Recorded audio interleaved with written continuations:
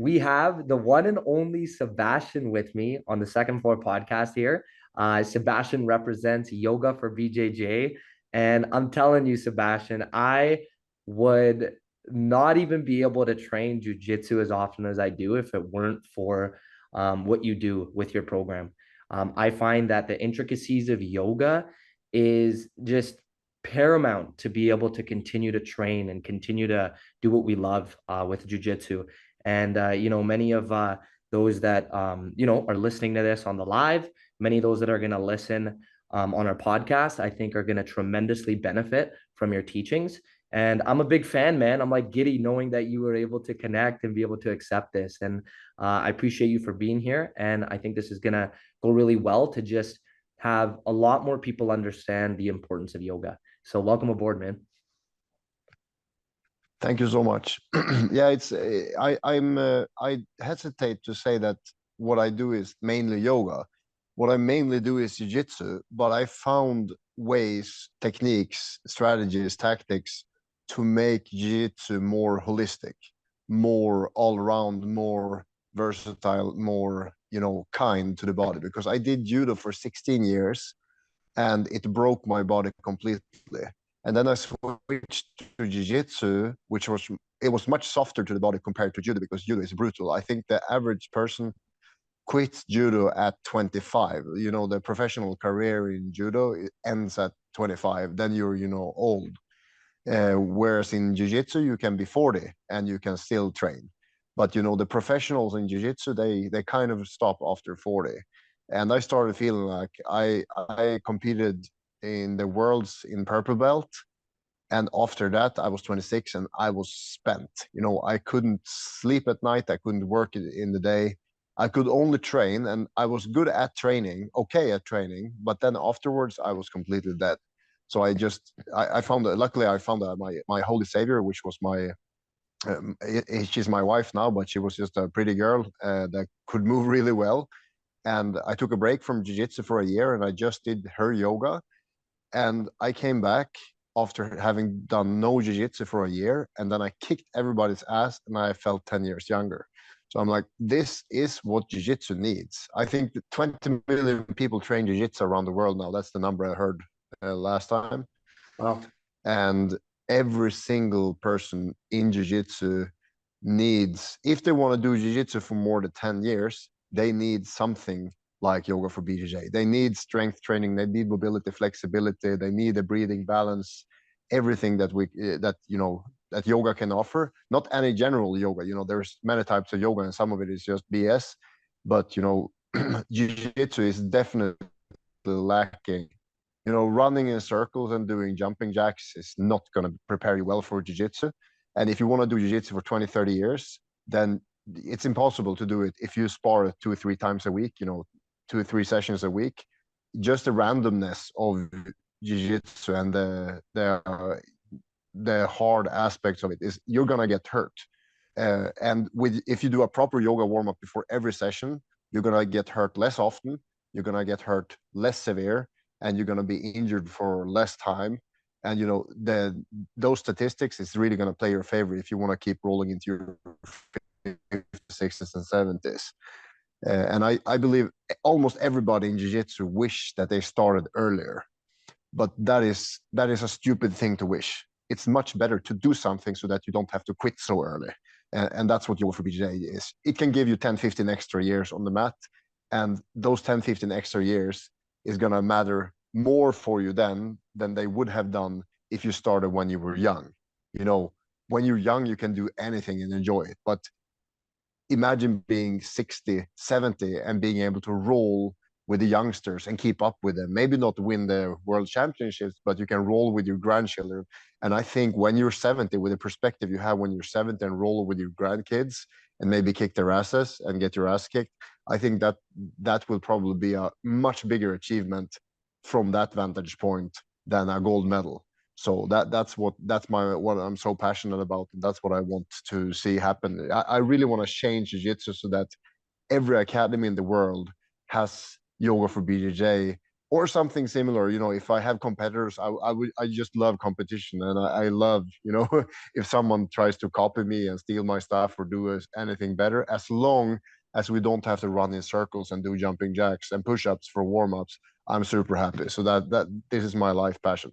You're paving the way with that, Sebastian. And I'm glad you mentioned that because I think personally on the topic of yoga for BJJ, we don't have enough people who are aware of what they need to do to be pain free in jujitsu, and that's yoga for BJJ, right? Like I find a lot, yeah, a lot of students and a lot of competitors ask, "What do I need to do to improve my cardio in jujitsu?"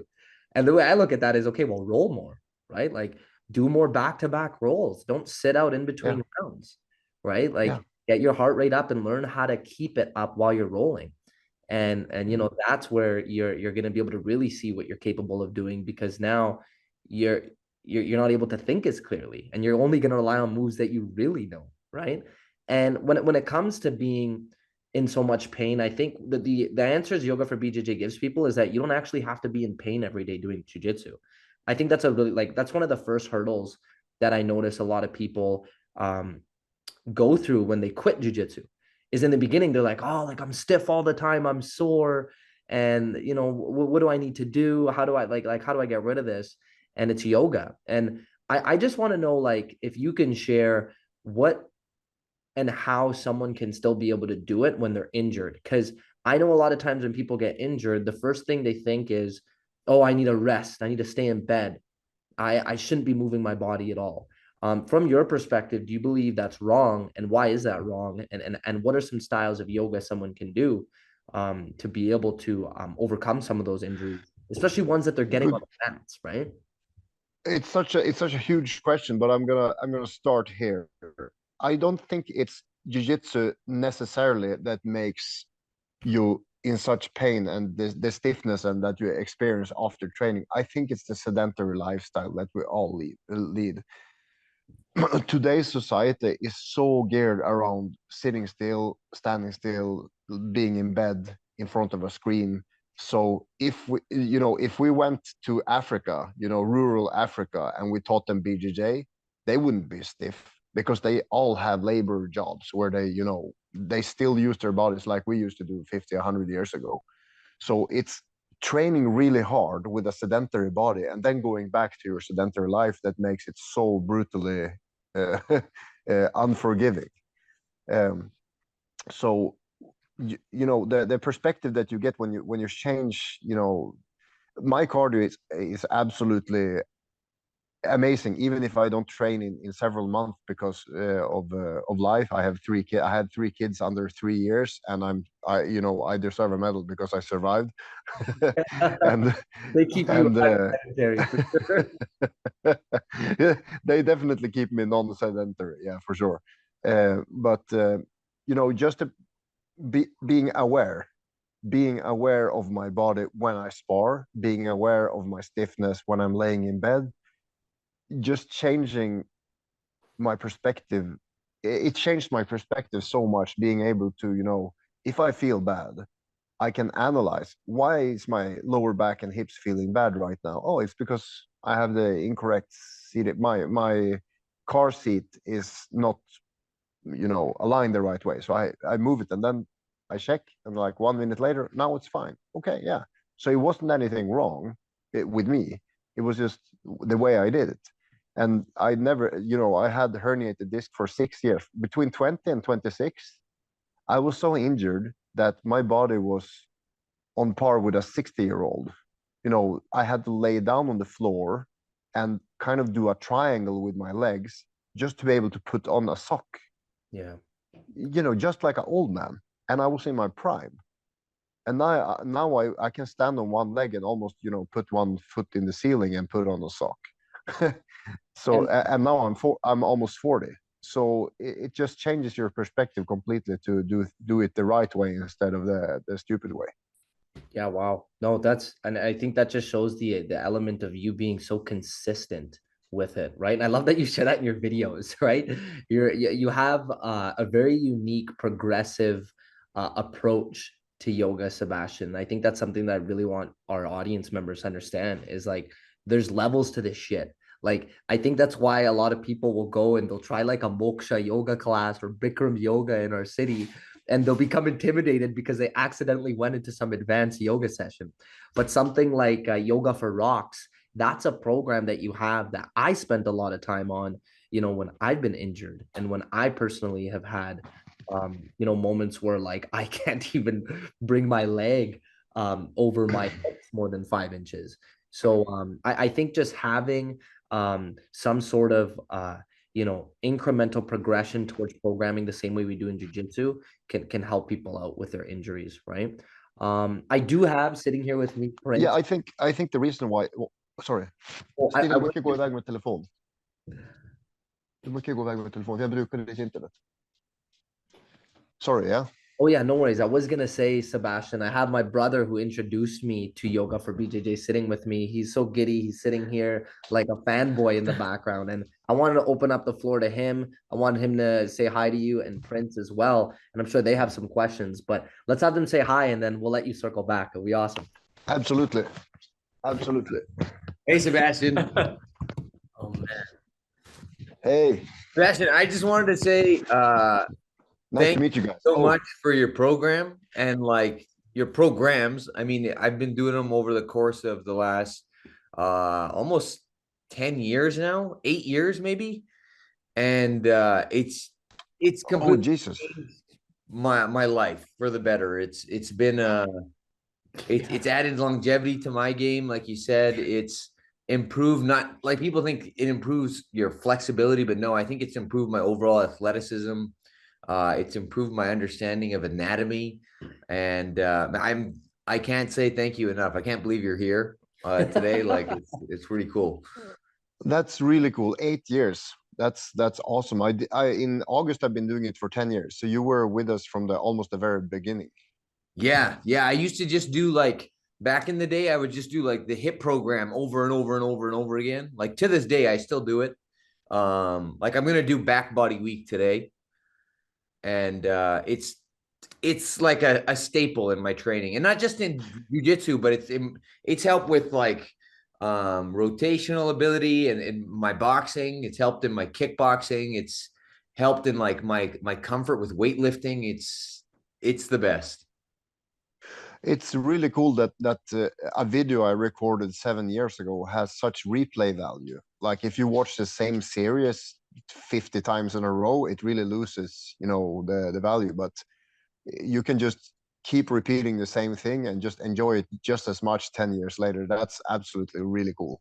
You have Yeah, you have a unique way, Sebastian, of like, I don't know if you even noticed this, but like anytime we introduce our friends and training partners to your yoga, they have a good laugh because of your personality. Like your classic line, and I don't know how much you're aware of this, but when you say don't bitch and moan, it's like it gets like our friends a little excited. Like they're like, we can't wait to do yoga with Sebastian because not only is he gonna show us cool jujitsu techniques, but he's gonna make us laugh. And I don't know if that's like accidental or if that's on purpose, where you have that approach to when you're teaching.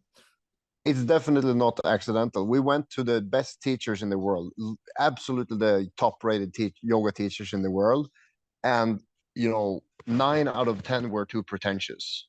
And then we went to one of them. Were just we were sick. We traveled forever, and we came there, and there was a 3-hour workshop on crow pose, and we're like, oh man, this is gonna suck no matter how good the class is, because we're just feeling like shit. And then we came out of there feeling like we went to a festival, and we just were exhilarated, and we forgot all about our snotty noses, and we're like, amazing, because she grabbed us and she primed us, and she told us in a very politically correct way not to bitch and moan, but channeling our inner power. We're like, okay, this is how you do it. This is how you do it. So we got so inspired by that single class, so that we saw teachers that were not pretentious and that made it very real. And yoga can be really high flying and up there in the clouds without being attached to reality. So we really try to keep it grounded. That's why I can say things like namaste bitches or namaste motherfuckers. Is just to make people tone down the pretentious and the scare, because yoga really has no place in jiu-jitsu if you just take your standard Bikram class. You can't just do Bikram in a jiu-jitsu class. So most yoga styles are meant as a primary, it's intended to be a primary activity for someone. You know, you either do jiu-jitsu or you do yoga or you do kickboxing or something. So that's why the yoga classes are designed the way they are. And that's why I'm designing my classes differently, because it's meant to be a complement to jiu-jitsu. So there are two things I do. I do lots of the things that we do in jiu-jitsu so that you get more flexible for the poses we do. And also I make complementary poses, the poses we never do in jiu-jitsu. You never do deep back bends in jiu-jitsu. So I try to add a couple of times in the class deep back bends, because the only time, you know, I submit people all the time just taking back mount and stretching them out, because they're never in a back bend. So I can just literally submit people from putting them in up dog. And I would never ever tap to that, because I know exactly how far my spine can go and I know how strong it is. So I don't freak out and panic when someone puts me in that position. So I get super strong, even though my actual muscle power is very weak compared to the average in my weight class. I still can generate a tremendous amount of force compared to them, because my range of motion and my power are really strong in those extreme situations. And I very rarely get injured other than toes and fingers. You know, yoga doesn't help for toes and fingers, but it does help for wrists, elbows, shoulders, hips, knees, and ankles. Those 6 or 12 joints are just, you know, benefiting every time I step on the mat. I get injured, but I get much less injured and for less severely than without yoga, for sure. Yeah, the resiliency that you gain from being able to defend submission so much more when doing yoga. I've noticed that too personally. And I think that's just another like reason towards why it's important to do yoga for BJJ, right? I'm curious to know, Sebastian, with like someone who's starting up their own school in this day and age, whether it be a yoga instructor or even a jujitsu coach, what are some things you've noticed through your traveling and through, of course, connecting with, I'm sure, a lot of coaches? What are some things you feel like you see more at gyms that others should be doing, whether it's down to the personality of the coach or even the nuances you notice inside of a dojo? I'm sure like that's a whole other conversation where a lot of people talk about the vibe of a gym and you know Yeah. what it brings to the table, who the coach is, how they feel treated by that person. But if you could give advice on, you know, your personal experience and even what you've seen that you feel like are just non-negotiables that people should indoctrinate into their dojo. You know, it's really good that jiu-jitsu is as open as it is, and that there is no standard for jiu-jitsu. So you have like you have the McDojos and you have the super informal technical amateurs, and you have the professional gyms. I love that spectrum, that you can choose a gym that fits your personality, because the more different types of coaches we have, the better. But one thing that I'm 100% convinced of is that if you want to run a gym, you need to know how to run a business. And if you are doing jiu-jitsu old school, we are teaching jiu-jitsu today, we're doing half guard and we're doing this and this with the lapel and blah blah blah blah, go practice. You are going to lose 9 out of 10 people if you have that approach. You need to make jiu-jitsu less like taekwondo, classical jiu-jitsu, less like a martial art, and more like a physical activity. Don't think about jiu-jitsu. If you want to make a lot of money and have a lot of members, you need to get people to come in the door and stay. Getting people to come in the door is difficult. You need a good marketer for people to actually step over that threshold. You know, stop 100 people in the street and say, hey, you want to come into jiu-jitsu? 99 are going to say no, because they think they know what jiu-jitsu is. So that's the hardest part. But when they get into the door, you cannot, you have, you need to filter all those things that you want to say and say them after they get, you know, hooked, because they will get hooked. Most people will get hooked when you make it more relatable, low key, fun, and most of all, 999 out of 1,000 people do not want to win a competition. They just want to find an activity where they feel like they belong and where it's fun and where they get a good training effect and where they feel safe. And none of those has anything to do with how you do a deep half guard. Sorry, I need to get my dogs to shut up. Yeah, of course. That's a good point. Fiona, hold on. So the way to do that is by making jiu-jitsu less about the jiu-jitsu and more about the movement, the mobility, the fun, the interaction between people, and making it so that you're learning jiu-jitsu without talking so much about jiu-jitsu. Because the biggest challenge people have when they're learning jiu-jitsu is not the opponent resisting. It's that they don't know the difference between the left hand and the right foot and how to do this and this at the same time. Take someone in the street and tell them to do a hip escape. You better be a really good coach if you want them to understand what you're saying. And that's the reason why people quit, because they feel like before, they did 5 classes because they feel like they're stupid, and nobody likes to feel stupid. So getting really good at moving your body and getting really good at communicating and helping people move their body and be okay with making mistakes. If you can crack that code, you're going to be very successful in your business. Yeah, I feel like there's a lot of kids that'll come into like a kids jujitsu class and they get introduced to like concepts like shrimping and rolling and this and that, but they're so unfamiliar with how to use their human body that they like introducing concepts that are like jujitsu related are really tough if they cannot do something as simple as, let's say, just knowing how to hold up their weight in a plank effectively, knowing how to what a back bend looks like, knowing what these are considered yoga poses, but they're also just simple components of human movement that can allow you to have better mobility for jiu-jitsu. You know what I mean? You're right. So we can make an analogy here. I love stupid metaphors, as you know. So when people are starting jiu-jitsu, we're trying to get them to speak a new language, and we're trying to teach them sentences, but without teaching them the letters or words first. And yoga for BJJ is basically jiu-jitsu light. It's the introduction to jiu-jitsu. This is how you spread your fingers and stretch your hamstrings at the same time and release your neck. Okay, those are 3 or 4 things I have to do at the same time. But when we're with a partner, you have to do 3 or 4 or 5 things at the same time while they are doing stuff at the same time. It's too complex and there is too many variables. So you need to learn how to do jiu-jitsu with your own body first before you can expect to have any success on the mat. And I think it's crazy that, the average, maybe this is a guess, but ballpark figure, people train jiu-jitsu for 2-3 years before they start having any success in sparring. That threshold is way too high. We need people to be able to work their own body so they're feeling effect and they're feeling more happy and free in their own body, and maybe do a 2-second handstand and get them hooked into I feel like because people's confidence are shit.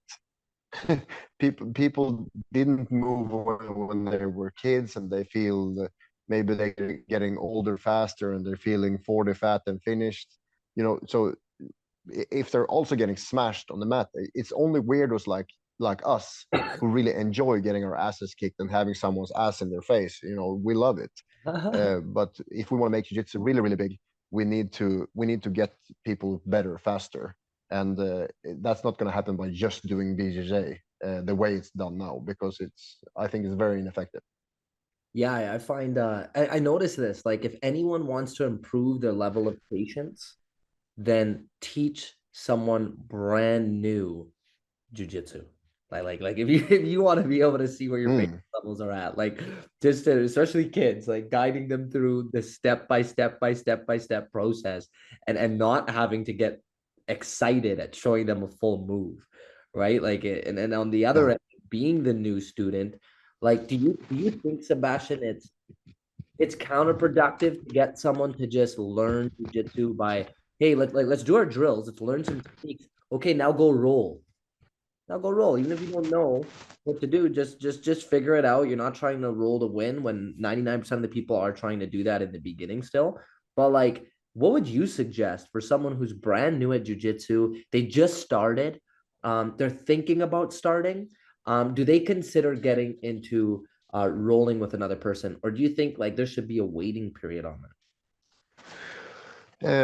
When I introduce someone brand new to jiu-jitsu, which is my absolutely favorite thing to do, it's like I have this really awesome drug and I get someone to taste it for the first time. Yeah. I do mini games and I'm like, okay, if you can pass my legs and sit on top of me for 3 seconds, I give you $1,000. How about that? Mm. And then they get to experience jiu-jitsu. You know, they get to experience a percent of a percent of jiu-jitsu. And I do, you know, if you ask someone to free spar when they're brand new, it's like saying, okay, this is how you sing la la la la la. Now sing any song you want. It's like, what? No, I'm not ready for that. You know, I just feel stupid because I don't even know how to, you know, you need to give me some basics first, and then maybe we can sing la la la la la la la la la and do that over and over. Oh, now it's fun. You know, you need to set the parameters for new beginners. When you're new in something, you're like a child, and a child needs firm parameters, and they need freedom within those to play however they want. But you set the parameters, and yeah, I think it's not helpful to release beginners into the wild and just free sparring, especially with other beginners, because it's so dangerous. So I think it's probably a really good idea to have positional sparring. That's fun. You know, you get 1 point every time you get up from the floor, you get a point, or every time you shake out your foot, you get a point. You get people into 50-50 when they're brand new, because 50-50 is a very safe position. And you say the one who can stand up first wins, you know, and then they get to experience jiu-jitsu from one part and then another part and then another part, and then you can start connecting them when they start feeling safe. I think that's a smarter approach. Yeah, then you gamify the experience a little bit more. It makes it going from super challenging to, hey, this is fun. I want to learn Yeah, more to do this again the next yeah, time, right? Like yeah. Prince had, I think, a very opposite approach, right? Like Yeah. Prince, you got kind of thrown right in. Yeah, like I just got straight into like you know, kind of the fire, but you know, that's another way to learn jujitsu. You just kind of get thrown right into it. But one thing I love about jujitsu is like the community, and it is so friendly and so welcoming, and that like everyone is your coach. You know, no matter who it is, everyone comes from like different parts of life, and they just teach you what they know, and it's so. But I just have to say like he's in a rash guard like the videos every time, and I hear his voice, and it's like he's here talking to us, and he's just this virtual entity that just exists, and this is just so cool. Like KB introduced me to you, and this was like when I met him like 2-3 years ago, and I just ever since I've known him like he's been doing your program ever since I've known him, and you're just this like virtual entity like that just exists, and you're here now, and you're wearing a rash guard like you would, It's and you don't have hair anymore. it's really it's really, this is a classic haircut where I come from. But yeah, it's crazy that the fanboy effect I have from yoga is like much higher than in jiu-jitsu. You know, when were just doing jiu-jitsu, nobody really cared. But now that I think it's the personal, it feels really personal to do yoga with someone on the screen. It's really counterintuitive, but people feel like they know me really well when they meet me. It's like, hey, there you are. I'm like, I never met you before, and they're like, no, but I met you like 600 times. It's like, hey, hey, yoga buddy. yeah. That's awesome. Yeah, like I think that's Yeah. a super cool thing though, because like I'll admit right off the bat too, Sebastian, like it's so much easier to go on to yoga for BJJ, access your videos, and feel like you're not alone. And that was a big thing I struggled with. I at first, for a long time, up until quite recently, had to at least have my brother or Prince or a training partner do it with me while I'm watching your video. But like then when you kind of separate the fact that, okay, I'm starting to see the benefits, you're on the screen, you're doing it with me. It's very similar to how I feel when I work out. During COVID, you know, we built a home gym in our house, and now it's our dojo. And we actually like benefited a lot from having workouts with friends and whatnot. But to this day, I can't count more than one hand of how many solo workouts I've had in my own house. It's just there's something about Mm. doing something with another person. And I noticed that you have captured that through virtual training. Like, I think before the hype really began of virtual online coaches, you were amongst one of the first people that created these programs and digitalized it for people to have access to, right? Yeah, we saw them do it with glow.com. They did it with yoga, and they took the best teachers in the world, and they were doing it really well. And we're like, okay, let's do this in Norwegian, because it didn't exist in Norway then. So that was a good idea. And then like people in jiu-jitsu, everybody in jiu-jitsu needs this. Every single person, people are complaining in the locker rooms every single day about the same things, popping shoulders, operated knees, and hurt lower back and stiff hips, over and over and over and over. We're like, okay, so everybody needs this and it doesn't exist. Ergo, good business opportunity. So we're like, okay, let's do this. But I told my wife, like, I did yoga for a year. I can't teach. She's like, do you know more yoga than them? And I'm like, yeah, for sure. She's like, good, then you can teach them. I'm like, that's a good principle. As long as you know a little more than someone else. In the land of the blind, the one-eyed man is king. So I definitely started as a one-eyed man. There you go. Yeah, so right before it was cutting off there, you were saying, Sebastian, about like, there's like, even if you know a little bit more than another person, they can benefit from your teachings. It's kind of like how like a blue belt can teach a white belt. But then, out of respect, once you're at purple, you can then start to teach people under you as well, right? Yeah. But let's go back to what we talked about before about coaching. Like, if you want to practice patience, try to teach someone brand new jiu-jitsu. Teaching yoga is infinitely more difficult than teaching jiu-jitsu. Because you can't have the dialogue. You have a monologue for 20 people who are all different, and you want to teach to the average, but also get everybody to feel like you're teaching to them. That is very difficult to master. It took me like 5 years to get okay with it and 10 years to get really good at it. And jiu-jitsu, you can basically just show people, here is the sequence, looks like this, and here's where you need to pay attention. Go practice and just ask me if you need help. It's pretty damn easy. But people make it really complicated. And some people teach for 10-15 minutes, just talking for 10-15 minutes. And that is for sure the worst way to teach. It's just giving a ton of information. And then as soon people touch each other, like, what were we doing? Were you paying attention? Yeah, for like 1 minute. And then I just dozed off because it was too much. So learning how to teach yoga for BJJ, that's why I'm doing these teacher trainings, online teacher trainings over Zoom. We had like 350 people do it.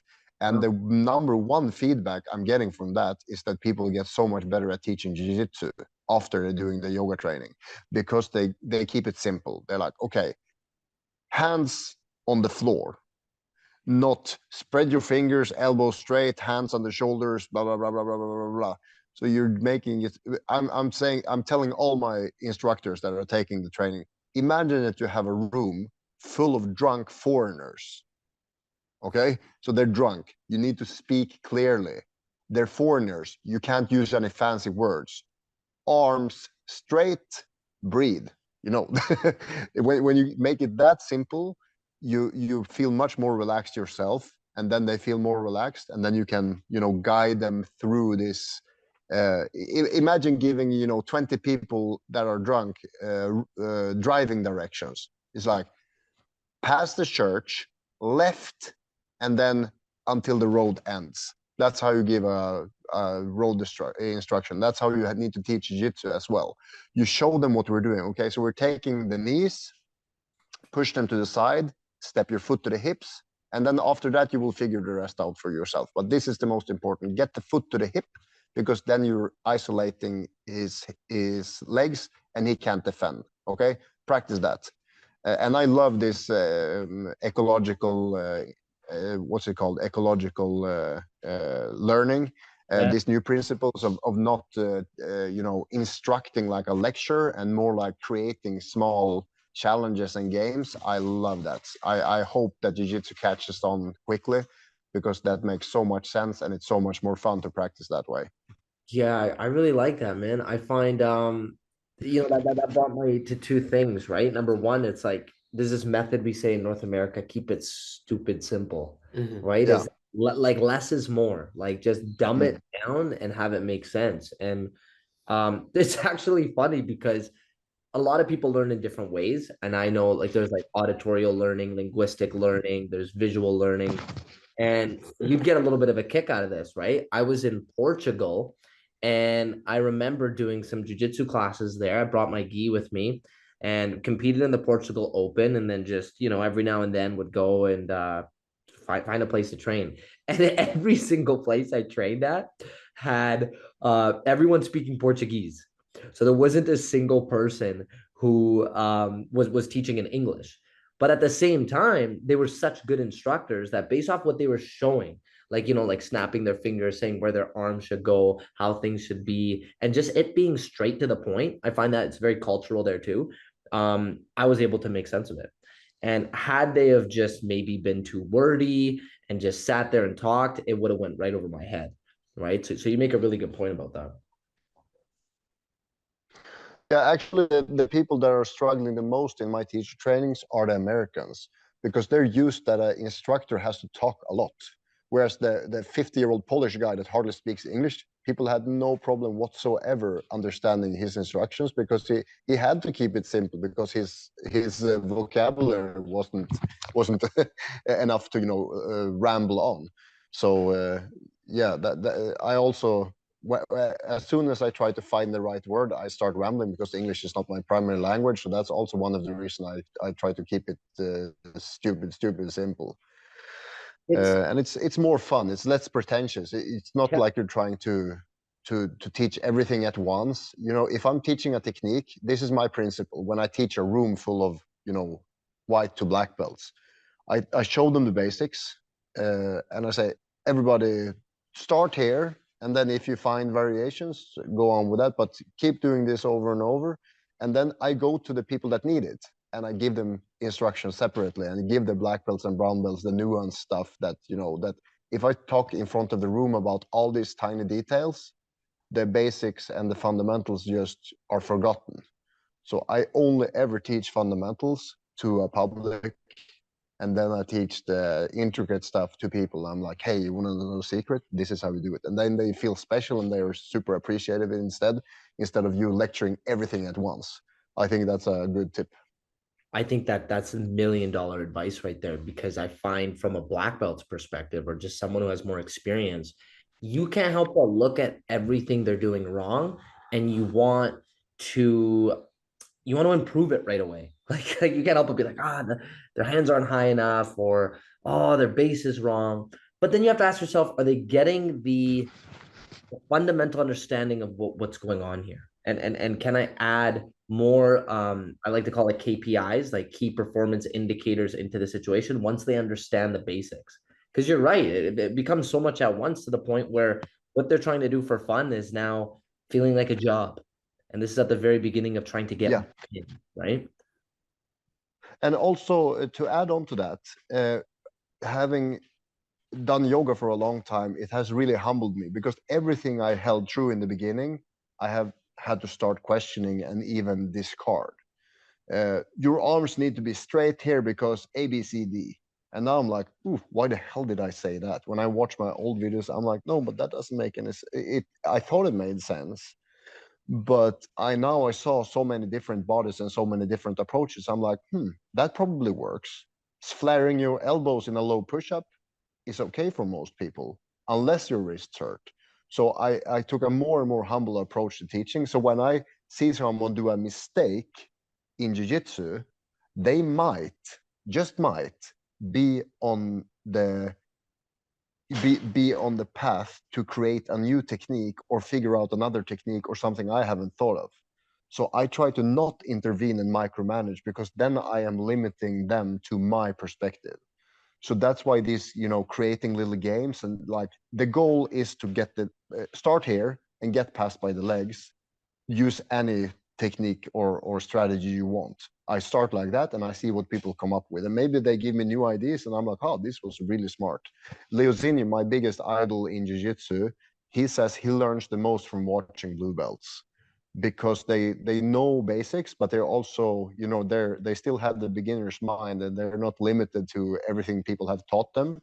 Mm. So they are super creative, and he's like, he takes whatever a blue belt does well, and he starts from that and he creates new techniques out of that. Good. So that's a big inspiration for me to take a technique, but only as a starting point, not as an end point, and see what people come up with. That's awesome, man. I love that. You know what, Sebastian? I know we can like talk to you for hours. And as we wrap it up here, I just wanted to give you the chance to share, anything that's happening in your world right now that's, you know, recent, it's new. It might be some exciting things happening with Yoga for BJJ, maybe anything where we could let people know how they can follow your journey or they can continue looking forward to seeing what you're putting out there. I just want to give you the chance to share if there's anything going on. Yeah, as I said, we had 3 kids under 3. We're like, okay, it's COVID, we can't travel, we can't train jiu-jitsu. Let's get a kid. Let's get another kid. And then it's like, surprise, surprise, you're having twins, motherfuckers. So we're like, oh my God. And we had 11 dogs. We had 11 dogs and 4 horses and 2 pigs and 3 businesses and COVID and kids. And it was a night. Or It was fun every 10th day. And then it was like 9 days of brutal work. And now we kind of scaled down a little bit. We still have 3 kids, but we don't have as many dogs. And we brought the horses from Norway to Spain, and now we live permanently outside Malaga in southern Spain. And every day is a blessing. It's still a lot of work, but now I can train yoga and jiu-jitsu again. I didn't train jiu-jitsu for almost 4 years from the kids and COVID and everything. And now I'm back training a couple of times a week, and I love it so much. I really figured that jiu-jitsu was my best therapy, and I didn't realize how tough life could be when you don't have jiu-jitsu. But now I'm back at it, and I'm super excited about everything happening, both in jiu-jitsu. I'm competing in a couple of weeks for the first time in a long time, nice, best of luck. and also I'm starting to do retreats again, like getaways, so that 12 people can come here for 5 days and do yoga and jiu-jitsu in my home, and live in a B&B next door. Awesome. And we're doing the teacher trainings 3, 4, 5 times a year. We're doing the Zoom teacher trainings, and my goal is definitely to have one teacher in every gym in the world be a yoga for BJJ teacher, because it's so much fun to hear the feedback of people. One girl from America, she said like she took the course and then she practiced for a year and worked her coach to let her teach, and now they changed the atmosphere in the gym to be less about getting the belts and more like including the families. So they have like Saturday and Sundays, they have yoga class where basically grandma shows up and does yoga with everybody. So it really made the community so much stronger from expanding. And I'm like, this is the best business ever. You have jiu-jitsu that is super addictive, but everybody who is not addicted or can't do jiu-jitsu, if you're injured, if you're a grandma or you're too young, you can show up and do the just a warm-up or the yoga class, and then it turns into a completely different thing. And a lot of gyms are doing yoga and BJJ. They're offering both. Some jiu-jitsu gyms just hire a yoga teacher to come and be a yoga teacher, and it's successful in some places, but in many places they're too different. So I realize also that I can't change the world myself. I need a lot of help. So I need like 3,000 yoga for BJJ teachers around the world who are preaching the gospel, basically. So if I can do one plug and really sell, please show up for the yoga for BJJ teacher trainings and be part of the future, because jiu-jitsu has to. If we want to reach 100 million people who train jiu-jitsu in the world, we need yoga for BJJ to get people to stay on the mats for longer. So I really wish that people that are excited about it, like you guys, show Yeah. up for the level 1 training. I have one coming up in June, so if you guys want to jump on board, I'll give you a super discount.